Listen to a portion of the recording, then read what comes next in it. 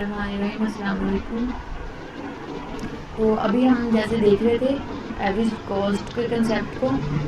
तो average cost देखिए क्या था, टोटल कॉस्ट जो है, एवरेज टोटल कॉस्ट क्या है, फिक्स कॉस्ट और वेरिएबल कॉस्ट को ऐड करने। ठीक है, ये एवरेज टोटल कॉस्ट है। लेकिन एवरेज कॉस्ट की हमने डेफिनेशन देखी थी। एवरेज कॉस्ट कैसे होती है, divided by the firms cost of quantity. जितनी कॉस्ट होती है टोटल, उसको डिवाइड करना है क्वांटिटी से। जैसे मैंने अभी आपको बताया कि एवरेज कैसे निकालते हैं, सारी चीज़ों को ऐड करके उसको क्वांटिटी पे डिवाइड कर दें तो एवरेज निकल जाती है। आप लोग स्टैट में से मीन के तौर पे देखते होंगे, हिसाबी औसत उर्दू में आपने अगर रीड किया होगा तो हिसाबी औसत के तौर पे, या फिर आपने स्टैट अगर रीड किया तो मीन के तौर पे आपने वैल्यू फाइंड की होगी। सारी वैल्यूज़ को ऐड करना और उसको टोटल क्वांटिटी पे डिवाइड कर देना, तो वो मीन वैल्यू जो है वो एवरेज है। तो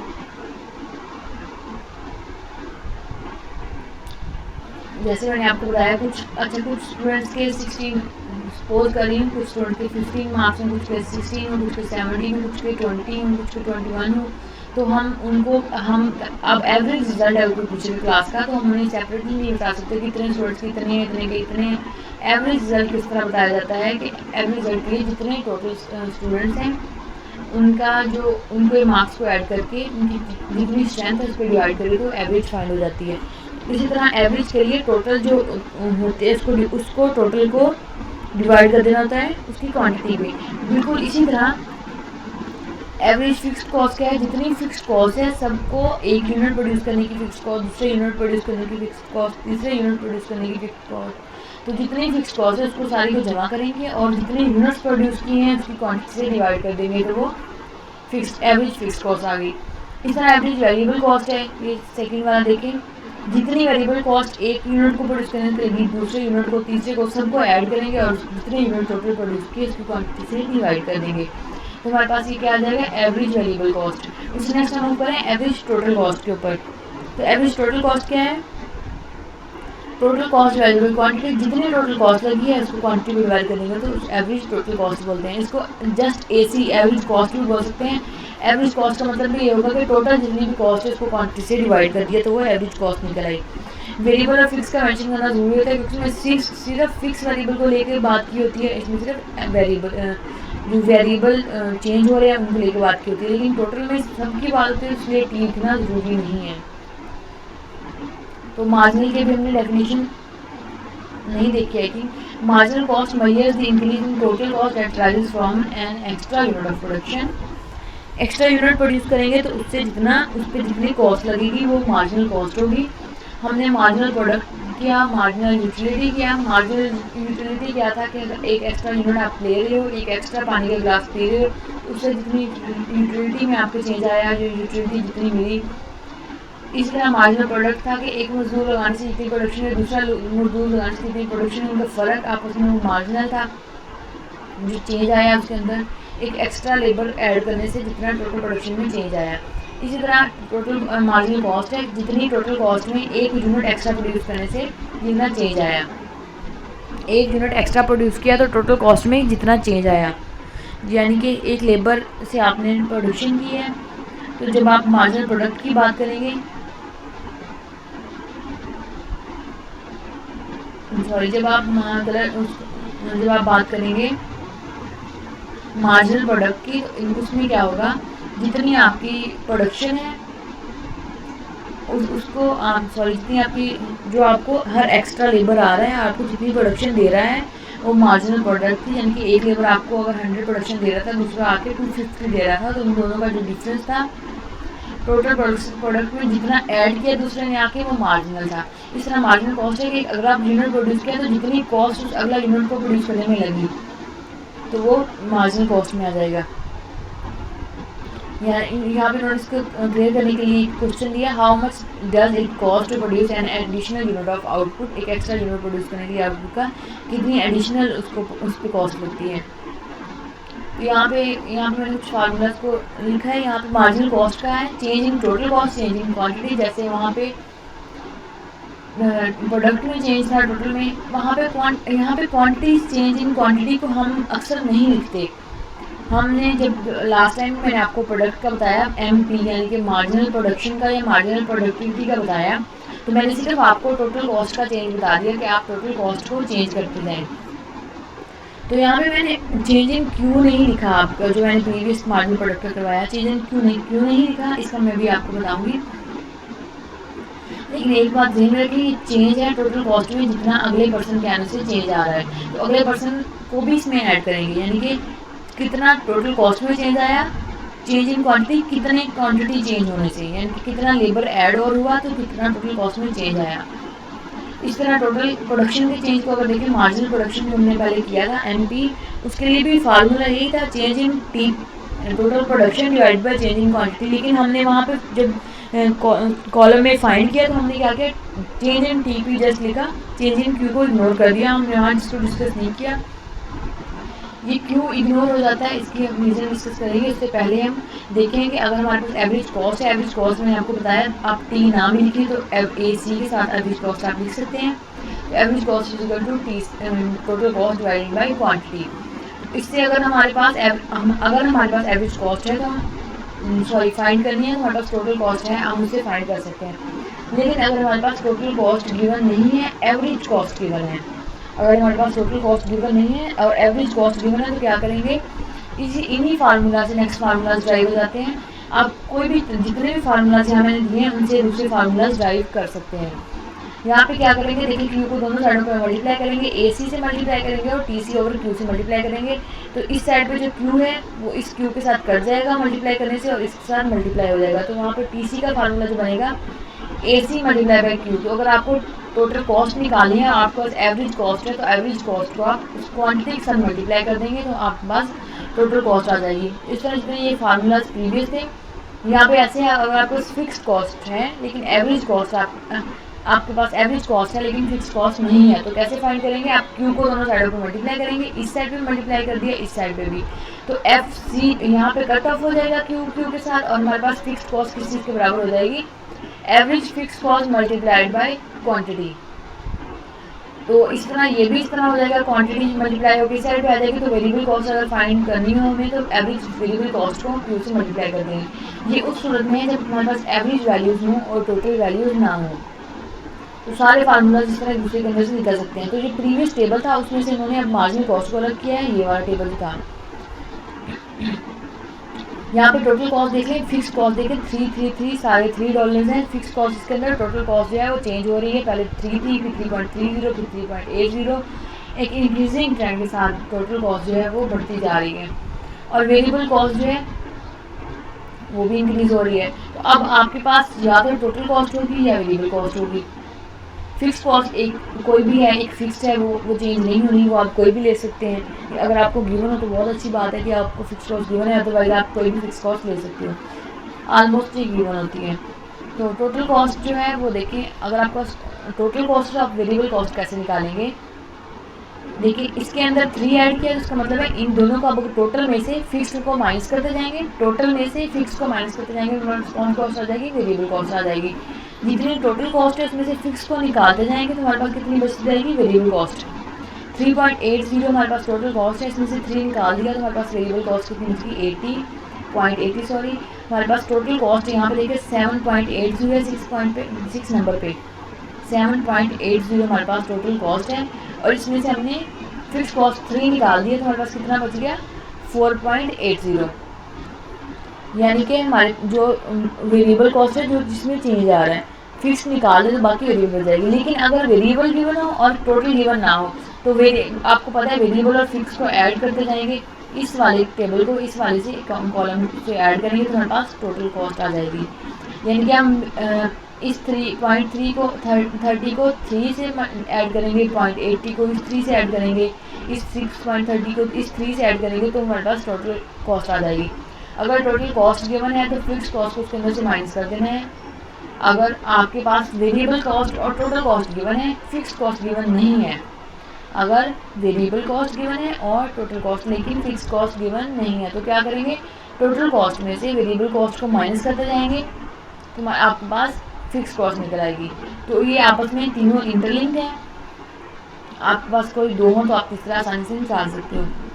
आपके पास कोई एक भी हो, अगर टोटल या वेरिएबल में से कोई टोटल या वेरिएबल इनमें से कोई एक होना लाजमी है, टोटल कॉस्ट या वेरिएबल कॉस्ट। फिक्स कॉस्ट आपको आप अज्यूम कर लेंगे या फिर आपको एक उससे नेक्स्ट देखें एवरेज फिक्स्ड कॉस्ट। जैसे अभी आपको फार्मूला बताया मैंने, एवरेज फाइंड करने के लिए क्या करना है, आपने जितनी फिक्स कॉस्ट है उसको उसकी क्वांटिटी से डिवाइड करते जाना है। यहाँ पे एक क्वांटिटी है, इसकी फिक्स कॉस्ट ये है, आप इसको 2 से डिवाइड करेंगे, फिर 3 से डिवाइड करेंगे और 5 से 6 से 7 से इससे डिवाइड करते जाएंगे तो ये आपकी एवरेज फिक्स्ड कॉस्ट निकलती आएगी। इसी तरह जब आप एवरेज कॉस्ट को एवरेज वेरिएबल कॉस्ट को क्वांटिटी से डिवाइड करेंगे तो आपके पास एवरेज वेरिएबल कॉस्ट निकलती आएगी। जब एवरेज टोटल कॉस्ट को, ये टोटल कॉस्ट है, इसको आप क्वांटिटी से इस क्वांटिटी से डिवाइड करते जाएंगे तो आपके पास एवरेज टोटल कॉस्ट निकल आएगी। यहाँ पे मार्जिनल कॉस्ट का कंसेप्ट आ गया। मार्जिनल कॉस्ट कैसे आएगी, वैसे जैसे हमने प्रोडक्ट में किया था पहले पिछले टेबल में जो हमने प्रीवियस लेक्चर में किए थे लास्ट वीक, तो उसमें हमने क्या किया था, टोटल का चेंज देख लिया था, इसमें कितना चेंज है, इसमें और इसमें कितना चेंज है, इसमें और इसमें कितना चेंज है, तो ये मार्जिनल कॉस्ट है। अगर देखा जाए तो यहाँ भी सेम है। देखें 3.30 में से अगर 3 निकाल दें तो 0.30 आ गया। 4.50 में से अगर 3.80 निकाल दें तो हमारे पास 7.70 आ जाता है, तो ये देखिए मार्जिनल कॉस्ट है। 6.50 में से अगर 5.40 निकाल दें तो हमारे पास 1.10 आता है, तो ये देखिए ये हमारे पास मार्जिनल कॉस्ट वही है। लेकिन यहाँ पे फार्मूला जो इसका था वो बता रहा था कि मार्जिनल कॉस्ट क्या है, टोटल कॉस्ट के चेंज को डिवाइड भी करना है हमने चेंज इन क्वांटिटी से। यहाँ पे देखिए हमने देखा था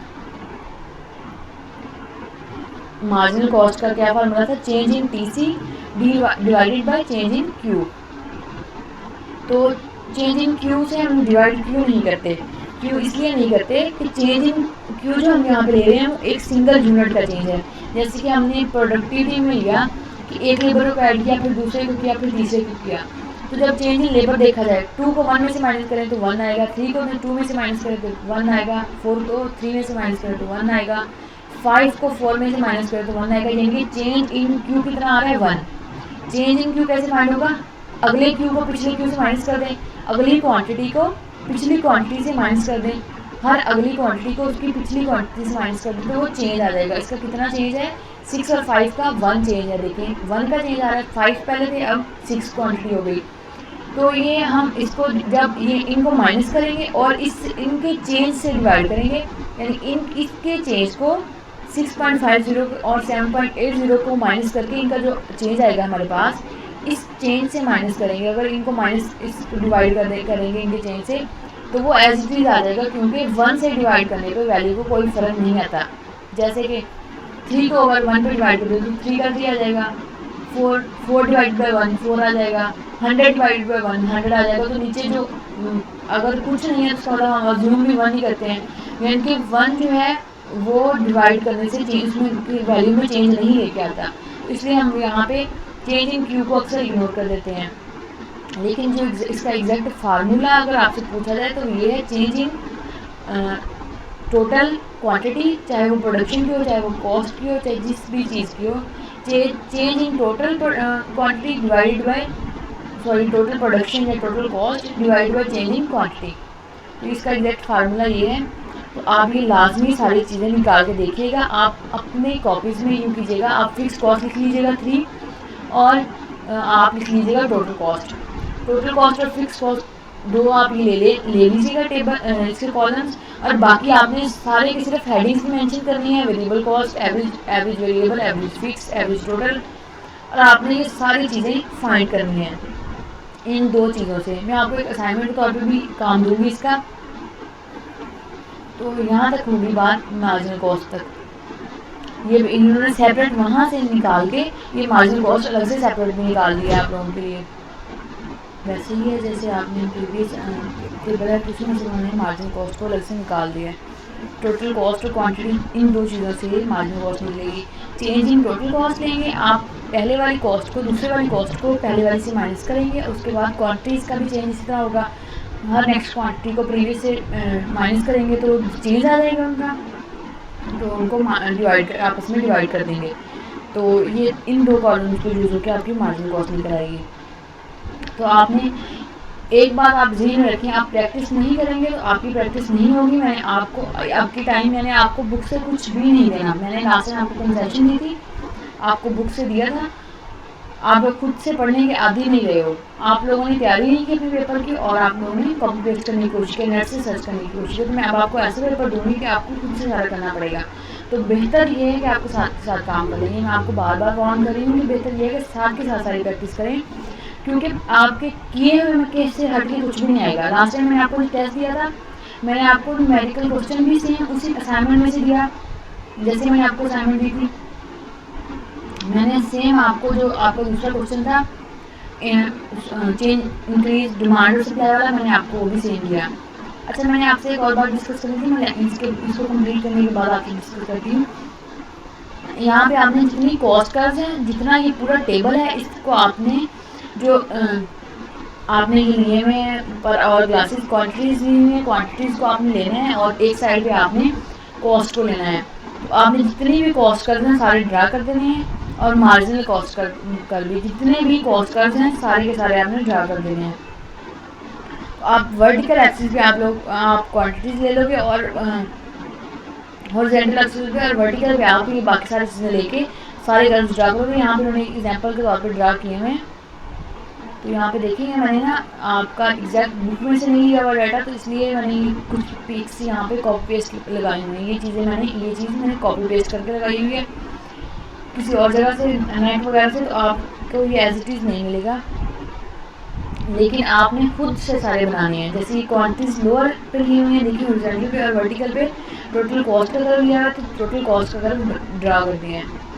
टोटल कॉस्ट का हमने अलग से ड्रा किया, बाकी सारे अलग की। इसकी रीज़न ये है कि टोटल कॉस्ट जो है वो $15 तक जाती है यहाँ पे उनकी, $15 तक, यानी कि वो 1 2 3 4 5 6 का डिफरेंस करके 15 तक जा रही है। लेकिन जो उनकी बाकी कॉस्ट है वो सारी 3.50 तक जस्ट जाती है। तो उन्होंने यहाँ पे पॉइंट्स में वैल्यू ले ली है। पॉइंट्स में वैल्यू इसलिए ले ली है कि यहाँ पे उनकी रेंज कम है, जस्ट $3 तक जा रही है और यहाँ पे प्रीवियस में उनकी कितनी जा रही है, $15 तक। तो यहाँ पे अगर वो बनाएंगे तो इसकी ऑलमोस्ट इसके ऊपर नीचे नीचे सारे कर्व्स बन जाएंगे। अगर वो इसी ग्राफ के अंदर बाकी कर्व्स भी बनाएंगे तो 3.50 मैक्सिमम वैल्यू, तो इस पॉइंट से ये जहाँ पे पॉइंट नजर है इससे नीचे एरिया में सारे के सारे कर्व्स बन जाएंगे, तो वो खिचड़ी पक जाएगी। इसलिए उन्होंने कर्व अलग बना दिए, टोटल अलग बना दिया और इनको इसके पॉइंट्स में ये वैल्यूज ले ली हैं। अगर ये जैसे प्रीवियस में ली थी 1 2 3 इस तरह ले लेंगे तो वो एक बिल्कुल इकट्ठा कंबाइन से एक जगह पर बन जाएगी, क्योंकि ये वैल्यूज पॉइंट्स में हैं। तो आप लोग भी इस तरह कीजिएगा, टोटल का अलग बना लीजिएगा, बाकी सारी वैल्यूज का अलग बना लीजिएगा। अपनी कॉपीज़ पे आपने ये सारे कर्व ड्रा करने हैं और एक एक पॉइंट को, जैसे उन्होंने ब्लैक हाईलाइट किया हर पॉइंट को, आपने भी अपनी पेंसिल के साथ एग्जैक्ट पॉइंट पे हाईलाइट करके बनाने हैं। और marginal cost rises with the amount of output produce, जैसे जैसे अमाउंट प्रोड्यूस होती है मार्जिनल कॉस्ट इंक्रीज होती रहती है। This reflects the property of diminishing marginal product. Marginal productivity increase होती रहती है, marginal cost marginal productivity decrease होती रहती है और मार्जिनल कॉस्ट इंक्रीज होती रहती है। जैसे हमने लास्ट 3 स्टेजेस की थी, हमने पहले स्टेज में किया था, प्रीवियस जो प्रोडक्शन की थी हमने स्टेजेस की थी। सबसे पहले स्टेज में था कि प्रोडक्शन जो है वो इंक्रीज होती है, आपको रेवेन्यू जो प्रोडक्टिविटी आपकी इंक्रीज होती है, आपकी कॉस्ट जो है वो डिक्रीज होती है।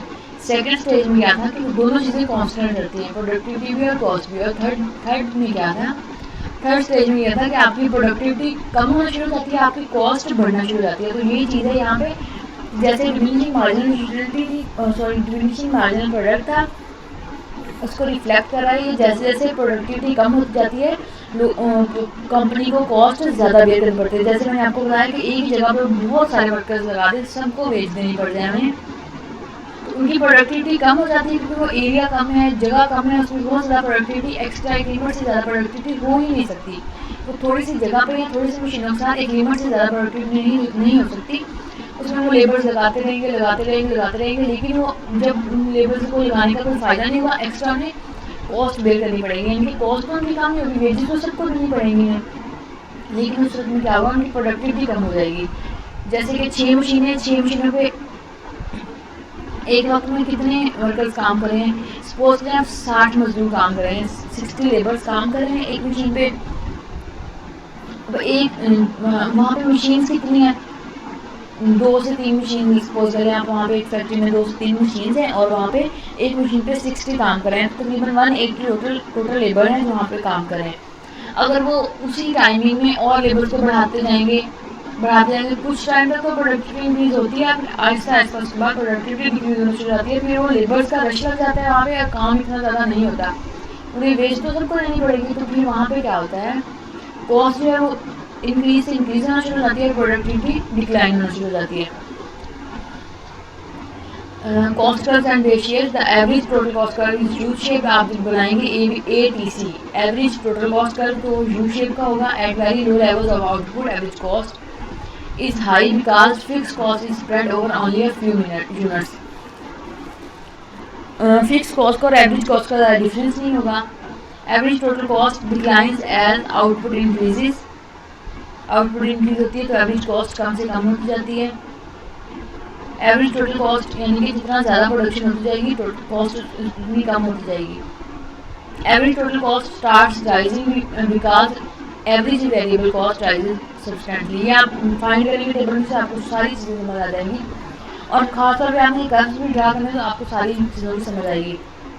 जब आप कर्व ड्रा करोगे तो आप लोगों ने देखना है कि कौन सा कर्व किस कर्व को कहाँ पे टच कर रहा है, उससे कितने फासले पे है और उनमें क्या सीक्वेंस चल रहा है। जैसे यहाँ पे देखें उन्होंने ये बनाया हुआ है, तो ये देखें इसमें यहाँ पे एवरेज वेरिएबल कॉस्ट है, एवरेज टोटल कॉस्ट है, तो ये कर्व ऊपर को इस तरह जा रहा है और ये इस तरह नीचे को आ रहा है, तो इनमें कितना डिफरेंस आ रहा है। मार्जिनल कॉस्ट का कर्व किस तरह ऊपर जा रहा है, ये कॉस्ट बढ़ती जा रही है, तो ये यहाँ पे देखें किस पॉइंट पे कट कर रहा है, एवरेज टोटल कॉस्ट को किस पॉइंट पे कट कर रहा है, ये पॉइंट, ये कौन सा पॉइंट है, मार्जिनल कॉस्ट जो है वो एवरेज टोटल कॉस्ट को कट कर रहा है, जिस पॉइंट पे वो सबसे लोअर पॉइंट है एवरेज कॉस्ट का, एवरेज टोटल कॉस्ट का सबसे लोअर पॉइंट पे मार्जिनल कॉस्ट का उसको टच कर रहा है। तो ये सारे पॉइंट्स आपके बनने चाहिए कि जो सबसे लोअर पॉइंट है उस पर वो एवरेज मार्जिनल कॉस्ट है टच करे। तो ये सारे पॉइंट्स अगर आप ड्रॉ करोगे एग्जैक्टली तो आपको बन जाएंगे। The bottom of U shaped ATC curve occurs at the quantity that maximize average total quantity. This quantity is sometimes called the efficient scale of firm. यानी कि बॉटम शेप अगर बन जाएगी, यू शेप बन जाएगी, तो वहाँ पे जो कॉस्ट है वो मिनिमम हो जाएगी। उस पॉइंट पे जो यू पॉइंट है सबसे नीचे वाला, वहाँ पे एवरेज कॉस्ट है मिनिमाइज एवरेज टोटल कॉस्ट, वहाँ पे एवरेज टोटल कॉस्ट सबसे कम से कम होगी। तो देखिए यहाँ पे जो कर्व बने हुए यहाँ पे इस हिसाब से देखिए मैंने कहा ये इस पॉइंट पे कॉस्ट सबसे कम लगेगी, सबसे मिनिमम पॉइंट है, उसके ऊपर या उसके ऊपर दोनों साइडों पे जो भी पॉइंट्स हैं वहाँ पे कॉस्ट ज़्यादा लगेगी। Relationship between marginal cost and average cost when marginal cost is less than average total cost is falling। देखिए marginal cost is less than average total cost is falling। यहाँ पे देखें जब मार्जिनल कॉस्ट कम है average total cost है, marginal cost यहाँ पे इस कर्व से देखिए मार्जिनल कॉस्ट यहाँ पे कम है, एवरेज टोटल कॉस्ट है, एवरेज टोटल कॉस्ट का कर्व ये देखिए ब्लू वाला ये जो ऊपर जा रहा है यहाँ से ये एवरेज टोटल कॉस्ट का कर्व है और यहाँ पे ये मार्जिनल है, तो उससे जहाँ पे average marginal cost average cost नीचे है वहाँ पे ये डाउनवर्ड है और एवरेज कॉस्ट ऊपर जा रही है, और जब ये आपस में इंटरसेक्ट करते हैं उसके बाद जब मार्जिनल कॉस्ट ज़्यादा हो जाती है एवरेज कॉस्ट जो है वो नीचे चली जाती है। तो ये उन्होंने इन्हीं को उस फॉर्म में लिखा हुआ है इक्वेशन की, सॉरी टैक्स की टर्म लिखा हुआ है whenever marginal cost is less than average cost is falling, ऐसे डिक्लाइन हो रही है ऊपर से नीचे आ रही है। When ever marginal cost is greater than average total cost is rising. तो यहाँ पे देखें हम दोनों को बता दें कि जब इस पॉइंट में मार्जिनल कॉस्ट जो है एवरेज कॉस्ट से नीचे है वहाँ पे वो डिक्लाइन हो रही है, ऊपर से नीचे आ रही है, और जब मार्जिनल कॉस्ट एवरेज कॉस्ट से ऊपर है तो उस पॉइंट पे देखें मार्जिनल जो एवरेज कॉस्ट है वो ऊपर को जा रही है। यहाँ पे कर वाइस ऐसा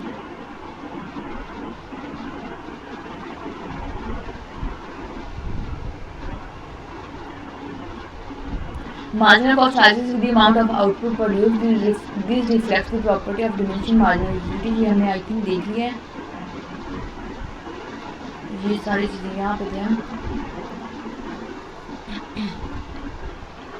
अच्छा अच्छा यहाँ पे ये दोनों चीज़ें आपने देख ली। जब एवरेज मार्जिनल कॉस्ट का कर्व नीचे होगा तो एवरेज कॉस्ट है वो ऊपर से नीचे आ रही होगी, और जब मार्जिनल कॉस्ट का कर्व ऊपर चला जाएगा तो एवरेज कॉस्ट का कर्व पॉजिटिव होना शुरू हो जाएगा, ऊपर को जाना शुरू हो जाएगा। यहाँ पे efficient scale relationship between marginal cost and average cost, ये अभी पीछे भी यही हम रिलेशनशिप भी देख रहे थे। Marginal crosses the average total cost at the efficient scale. Efficient scale कौन सा होता है? देखिए ऐसा स्केल जहाँ पे कॉस्ट कम से कम हो जाए। मैंने आपको बताया जो एवरेज कॉस्ट का सबसे लोअर पॉइंट होगा, यू शेप का सबसे लोअर पॉइंट होगा। यहाँ पे देखिए यू शेप का सबसे जो लोअर पॉइंट है एवरेज टोटल कॉस्ट का, ये जो लोअर पॉइंट है इसका मतलब है कॉस्ट मिनिमम है। जब कॉस्ट कम प्रोड्यूसर को लग रही है इसका मतलब है उसके हिसाब से एफिशिएंट पॉइंट है जहाँ पे उसको कॉस्ट कम से कम लगानी पड़ी है, उसकी प्रोडक्शन ज़्यादा हो रही है, कॉस्ट कम से कम लगा रहा है, प्रोडक्शन ज़्यादा हो रही है, तो एफिशिएंट पॉइंट है ये। इस पॉइंट पे दोनों इंटरसेक्ट करेंगे, यानी कि मार्जिनल कॉस्ट पर क्रॉसिस यानी कि इंटरसेक्ट कर रहे हैं एवरेज टोटल कॉस्ट कर्व को एफिशिएंट स्केल पे। जो एफिशिएंट स्केल है उस पर marginal total cost curve average total cost curve को क्रॉस कर रहे हैं, उसको इंटरसेक्ट कर रहे हैं। It is now time to examine the relationship that exists between the different measures of cost.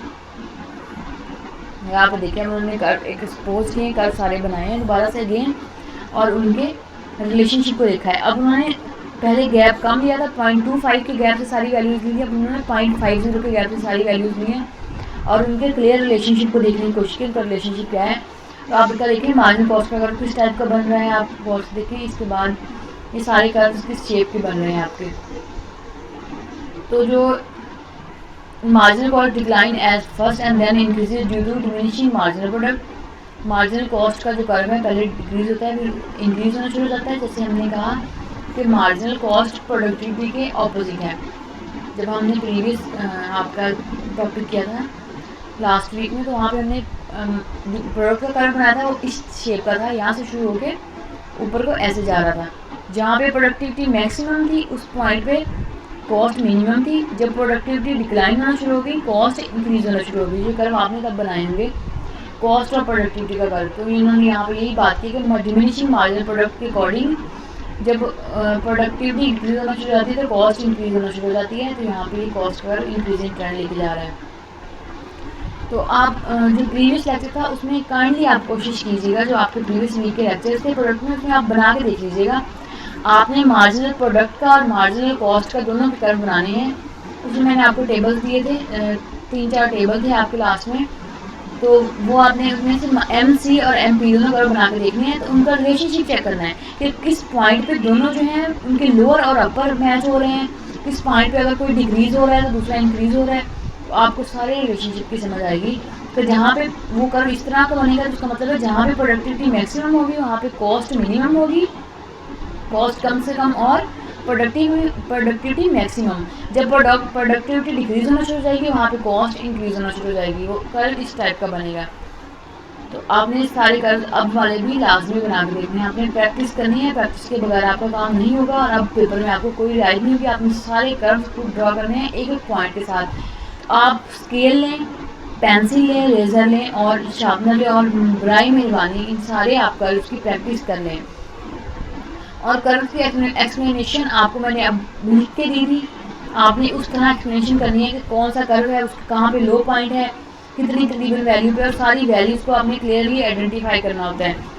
उसकी डिस्क्रिप्शन एक्सप्लेनेशन का मतलब ये होता है कि आप हर पॉइंट को क्लियरली आइडेंटिफाई करें कि यहाँ पे MC जो कर्व है वो नीचे जा रहा है तो यहाँ से ऊपर जा रहा है। तो आपने ये सारी बातें लिखनी होती हैं एक्सप्लेनेशन में।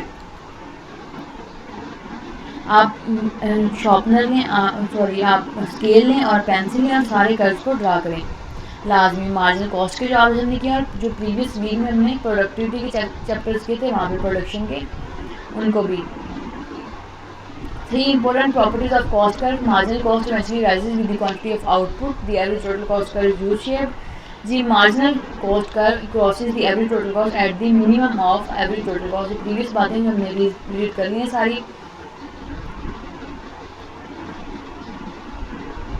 Cost in the short run and in the long run.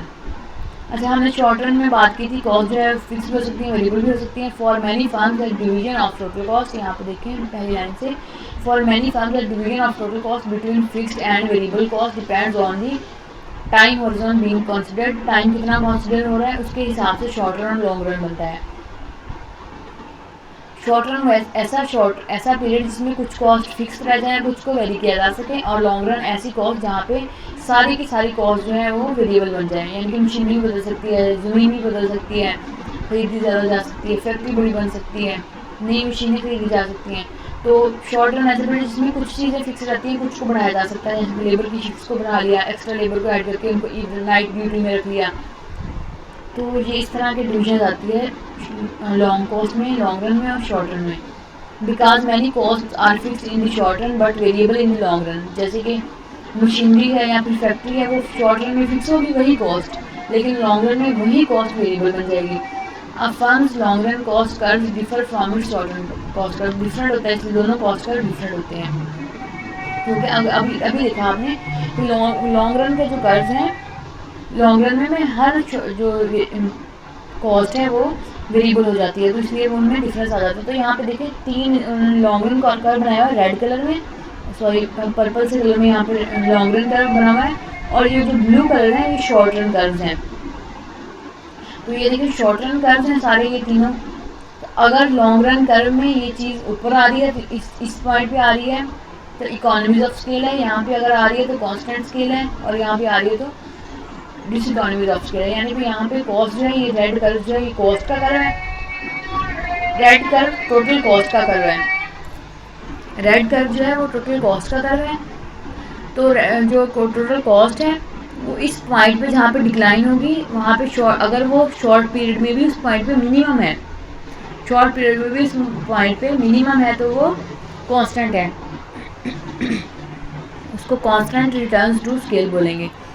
देखिए अगर इस पॉइंट पे देखें रेड पॉइंट पे, यहाँ पे लॉन्ग रन में कॉस्ट कम हो रही है और शॉर्ट रन में मिनिमम नहीं है, मिनिमम तो इस पॉइंट पे होगी, लेकिन यहाँ पे टच किस पॉइंट पे हो रही है, उससे पीछे ही टच हो रही है। तो ये इकोनॉमीज ऑफ स्केल है, यहाँ पे कॉस्ट अभी कम हो रही है, इकोनॉमीज ऑफ स्केल में कॉस्ट कम हो रही है। यहाँ पे देखें, यहाँ पे क्या मिनिमम पॉइंट ये है, मिनिमम पॉइंट ये वाला पॉइंट है, और यहाँ पे ऊपर जाते हुए ये टच हो रहा है लॉन्ग रन कर्व के साथ। तो यहाँ पे ये डिसइकोनॉमीज ऑफ स्केल है, यानी कि कॉस्ट यहाँ पे बढ़ना शुरू हो गई है।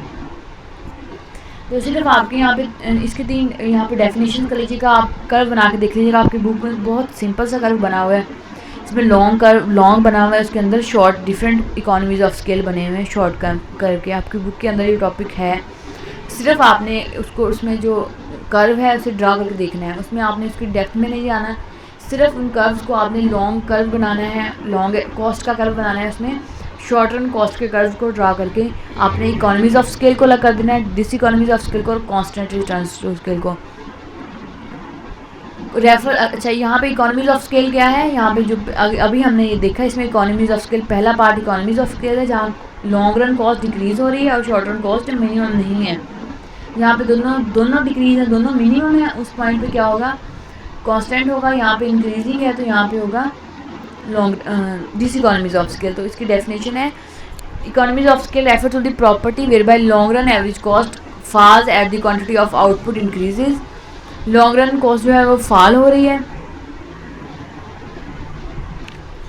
आगे है डिसइकोनॉमीज ऑफ स्केल, यहाँ पे जो टोटल कॉस्ट है वो राइज हो रही है, यानी कि ये कर्व जो है ये ऊपर जा रहा है, टोटल कॉस्ट कर्व जो है वो राइज हो रही है। इकोनॉमीज ऑफ स्केल में डिक्रीज़ हो रही है कॉस्ट, और डिसइकोनॉमीज ऑफ स्केल में कॉस्ट जो है वो इंक्रीज़ हो रही है। कांस्टेंट में क्या होगा, जो कांस्टेंट है वो stage the at the same point पे रहती है, शॉर्ट और लॉन्ग दोनों में मिनिमम पॉइंट पे है, तो ये कांस्टेंट रिटर्न्स टू स्केल है। यहाँ पे सिर्फ डेफिनेशन देख लेना, और जो समरी है ये आप देख लीजिएगा, सारी उसी प्रीवियस की समरी है जो मैंने आपको पूरी बातें बताई हैं, उन्हीं को यहाँ पे वर्ड्स की फॉर्म में सारी बातें लिखी हुई हैं, जो आपने पढ़ा है इस पूरे लेक्चर में, उसके अंदर सारी ये चीज़ें समरी में आ जाती हैं। और बस यही है कि आप प्रैक्टिस करें लाजमी हर चीज़ की। अगर आप प्रैक्टिस नहीं करेंगे तो आपको पेपर की समझ नहीं आएगी, पॉइंट्स की समझ नहीं आएगी आपको। अगर आप कर्ज बना नहीं सकते तो आप कैसे बनाएंगे, कौन सा डिमांड